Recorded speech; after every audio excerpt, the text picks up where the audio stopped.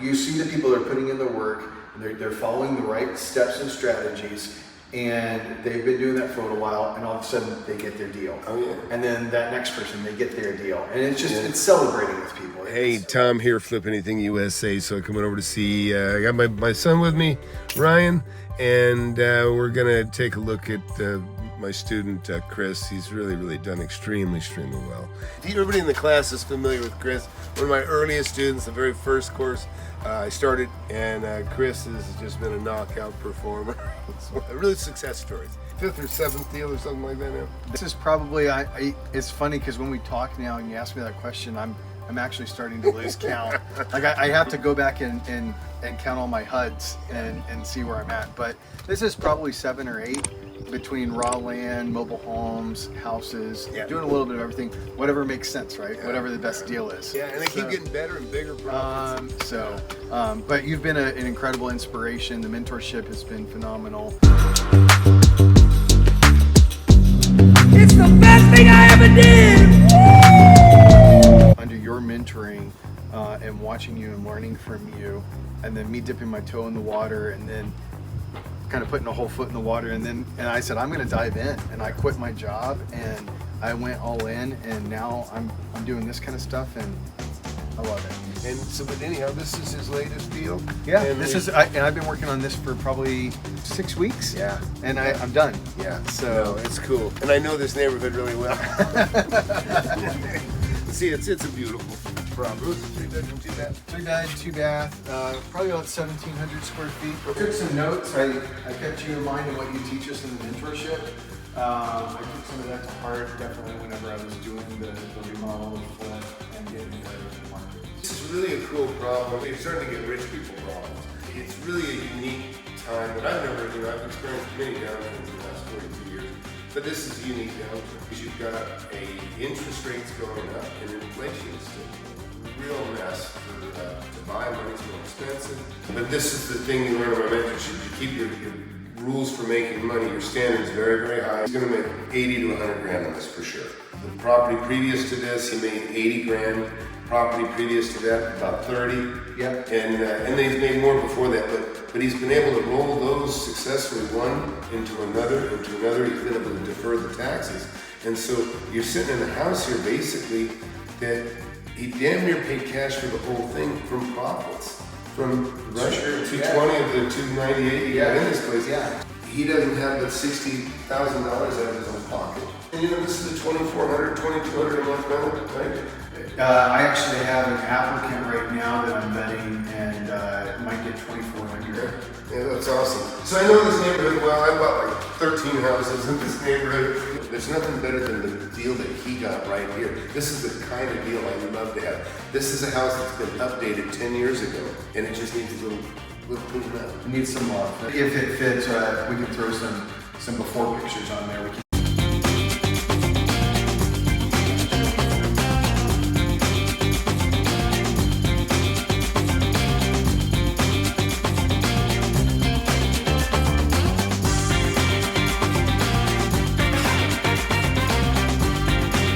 Yeah, we did recessed lighting throughout, and Tom, you introduced us to this kind of lighting where it's really easy plug and play. It's like a pancake. Yeah. It fits within it's thinner than the drywall. Yeah. So you can put it over the stud, you can put your lights anywhere. Right. Looks great, I love it. You can put dimmers on these too if you know that. They're on dimmers. They're on dimmers, and this room here, it didn't even have any lighting, and so it was pretty dark. And so you just want to lighten things up. I actually went with, it had old texture in the other part of the house, and so we got like 45 boxes of mud on the wall and then retextured everything to make it all look the same. Yeah, he had that it's a horrible texture. But they use a nap roller for that? I mean, it looks basically like somebody textured it by rubbing with their hand. With their hand. Yes. Okay. So you just gotta fill it. And that's what they do. And you know, I think what I learned on this one, Tom, is when you think about different flips, different projects, different houses, and I know that you're working on one right now that I kind of steered away from, like, that's way too much for me to get into. But at the end of the day, if you can look past the old and see the new, whether it's in piss poor condition or decent condition, putting up a wall is putting up a wall. Yeah. Retexturing is retexturing. And you can see this is an addition we're sitting on. Basically, this was the back of the house. Yeah. And so this thing, and this is a common thing when houses are 1,300 or so square feet, people need bigger homes and they push out. And this particular subdivision right, is one that actually has very, very large lots. And so people have been able to do this. Other people in close garages. And look, he's got a beautiful carport out here, giant sliding glass doors. So Yeah, that's a big one. This is a big one. This is a really nice place to hang out outside, covered, barbecue. Like I said, you've got a place to barbecue. You can sit out here in the rain, have a drink, and you've got a nice shed. We had a nice storage shed.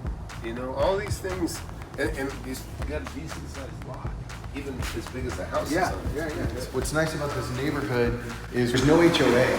And so with no HOA, this is really appealing for the person that owns their own business, like an electric company, a plumbing company, anything like that. But with a big driveway, a tenant could park their boat or their RV or a couple cars, whatever. For those who don't know, HOA, Homeowners Association, and a lot of the newer tracks will have that. And there's good and bad about it. They'll keep standards up, they'll keeping junk off the streets and that sort of thing. But at the same time, you know, in a working class neighborhood, that's what this is. You know, there's some HOAs, if you're a plumber, you can't have your truck in the driveway and stuff like that.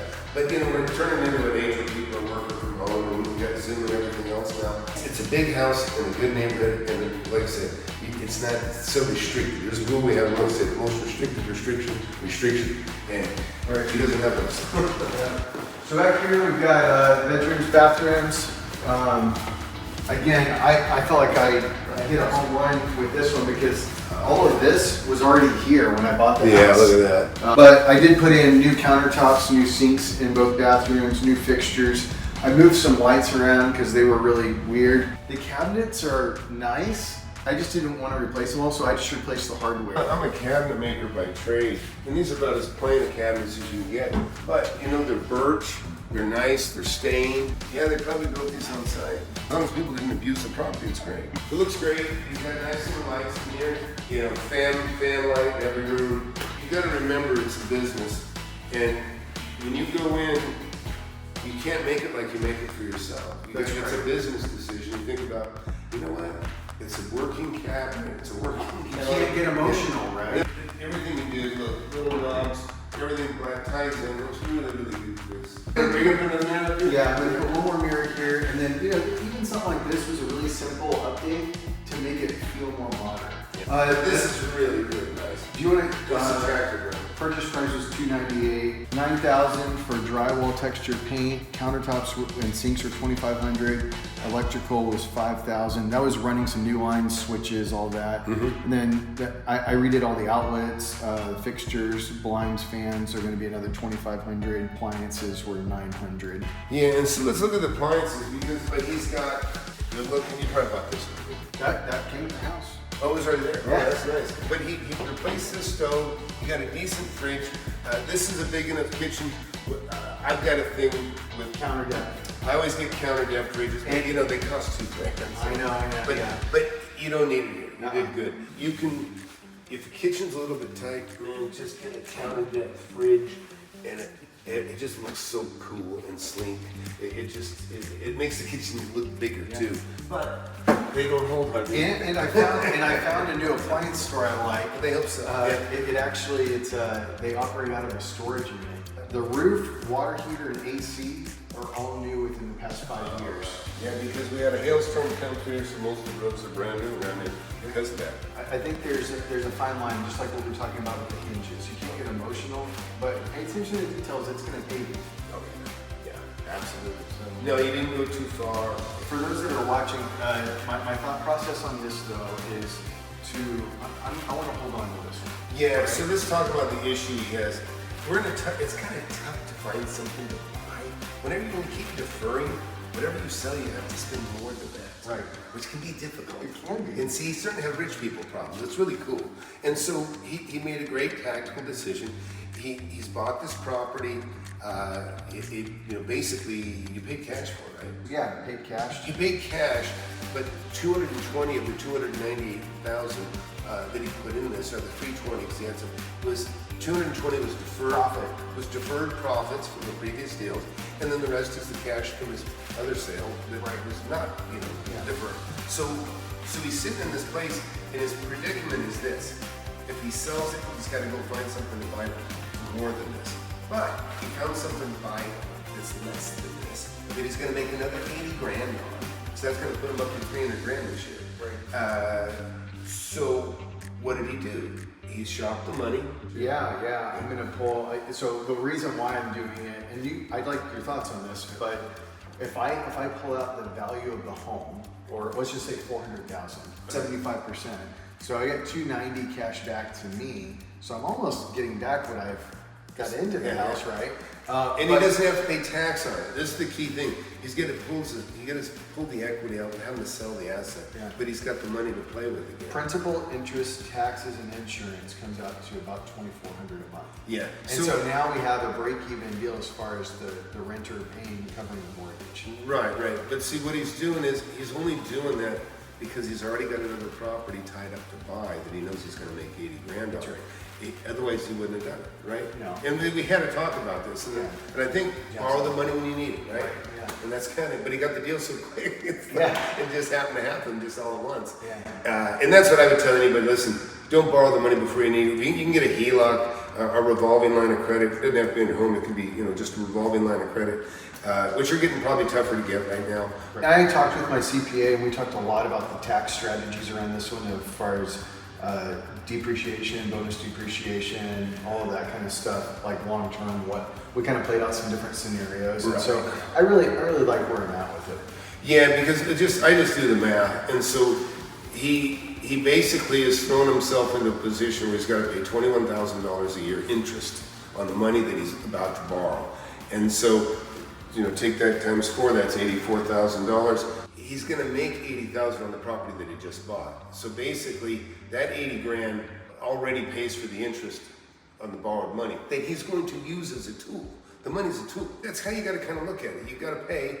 It costs money to operate. Right. But I got no criticism. I think he did a good job. And it's hard, getting back to the emotional or personal side of things. I'd love to roll money forever, but I gotta pay the family. Yeah. I gotta put food on the table, kind of thing. And so, my wife and I, we've talked about hey, what about a pool, or hey, a nicer car? And it always comes back to, I'm like, right now, I'm just gonna try to grow my capital and grow my business and just keep getting the portfolio. Yeah, listen, your wallet getting thick and your bank account getting fat and your equity growing.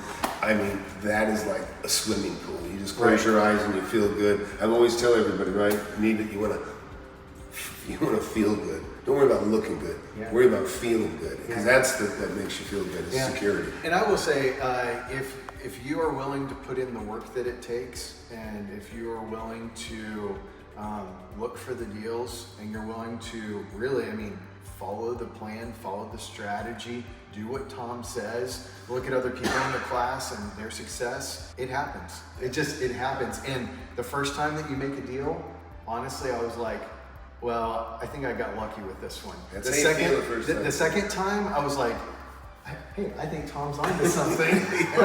like you can actually do this. And then the third, fourth, and fifth, I basically said, I told my wife, I said, hey, I think I found what I want to do the rest of my life. Oh, absolutely. I told somebody the other day, they asked me, they said, hey, so is money, now that you've gone over real estate, is the money good? I said, well, money's great. I said, but honestly, what I love even more is my time. I have freedom to do whatever I want, whenever I want. So. Yeah. No, I tell you, I've been blessed. I got into real estate at 19 years old, and the only regret I have is that I found my first deal when I started my cabinet business, or 2 years after I started my cabinet business, is that I should have dumped the cabinet business probably a year or about 10 years earlier. I was only in business 9 years before I was kind of retired from it, but I just wish I would have dumped the business a little earlier. It's been a great trip. And here's the best thing, guys like this, you learn from my mistakes, my path, my 42-year path. I give you I tell you everything I know, everything I can to help, I help. And the results is like this. Yeah, and if you're at all considering getting into the real estate game, being an investor, learning how to flip houses, how do you secure a loan, what's involved in that, And not just Tom. Yeah. Tom alone is amazing. But when you get a whole cohort around you where you're learning from other people that are doing similar deals as well, I would say that at any given time in our class, someone always has a deal in escrow. Yeah. We've got a lot of experience in the class in general. There's just nothing like real estate to make you rich. I'm just telling you, there's nothing like it. And that's turned into a big promotion. This is really not what we're trying to do. No, it's fun. Look at it. It's fun though. That's how it feels. It is. You want to share. You want to share. I've got such a fantastic mentorship and such a huge group of smart people now, like Chris and other people. They almost just closed another deal, by the way. That's awesome. And way to go, Alice. yeah, we just got it signed. And, that's great. Yeah, and that's another tune. It's just like Chris. And it is fun, whenever you see other students in the class, because it's not like you go out and you make $100,000 every month or anything like that, but you see the people that are putting in the work. They're following the right steps and strategies. And they've been doing that for a little while, and all of a sudden they get their deal. Oh yeah. And then that next person, they get their deal, and it's just it's celebrating with people. It's so fun. Is. You got a like-minded community and a real smart, intelligent, mature community. Shane, who just got in the class, he's on his third deal. He made about $118,000 roughly, first 2 properties, and now he's going on to his third property. And there's another $100,000 there. Awesome. So it's great, and so thanks again, Chris. Hey, please hit that subscribe button, hit that like button. I do a webinar every Thursday night, or nearly every Thursday night, 7 p.m. Central. Go to my site, flipanythingusa.com. Get my book, Wake Up and Smell the Real Estate. But take the mentorship survey. I'll take some time and talk to you, and then get in a webinar. But do those things, because you don't know what you're missing. You don't know what you're missing. You should at least be exposed to it and see if it's for you or not. And again, it's all free, and I don't care about your money, but I'll give you the best advice I can give you. But you can see the results here, and it's a very cool thing. So, right on. Thanks again, Chris. Yeah. See you guys. See you. Awesome. Thanks. Yeah. To learn how to make millions of dollars in real estate. I've made tens of millions over my lifetime, and I'm showing people how to do it. Get in my free webinar. I have it every Thursday, 7 p.m. Central. Go to the link below, flipanythingusa.com/webinar. Sign up for it. You can talk to me face to face if you want. Don't waste any time. Hit that subscribe button, hit that like button. You don't want to miss my channel. I've been doing it for years.